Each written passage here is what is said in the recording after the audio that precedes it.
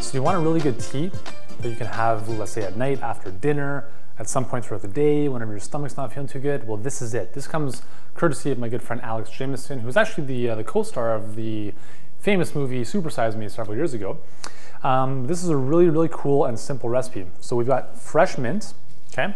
So I'm using a French press, and I actually really enjoy this for making teas because you can just put everything in and let it steep. So I'm gonna put some mint into there.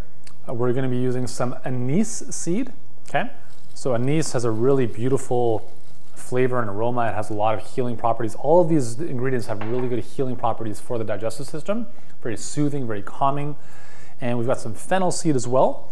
She also calls for some fenugreek seed, which I don't have on me. So I'm just gonna work with these guys.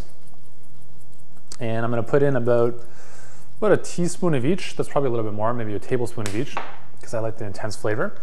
And I've got my water that has been almost boiled. Now here's a really important distinction when you're making tea. Don't let the water fully boil, because when you do, you kill it. You take away, I don't know if you've ever noticed this, when you drink tea quite often, it actually makes you thirstier, and that's because the tea is essentially, the water has been distilled, and what that essentially means is that the water has just been taken to a boil and it's killed everything in the water. So any kind of life force, any kind of ability for it to nourish your body has been really just kind of thrown down the drain by the heating process. So take your water just up to about a boil almost, and then take it off the heat and then bring it into your tea. If you let it boil again, it's really not gonna be the same thing. So we're gonna let that sit in the French press for, let's say, 5 minutes. We'll let it steep, let all of those amazing properties and flavors infuse into the water. Once it's ready, I'm gonna push it all down, and then I'm just gonna pour it up into my glass. You can use a teacup or whatever else you like drinking from.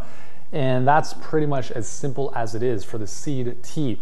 If you don't have a French press, you can use any of those kind of tea balls where you have like, it's kind of like a mesh, and you can put this stuff in there and then steep it in the tea. Whatever you use for your teas, you can use that with this recipe as well.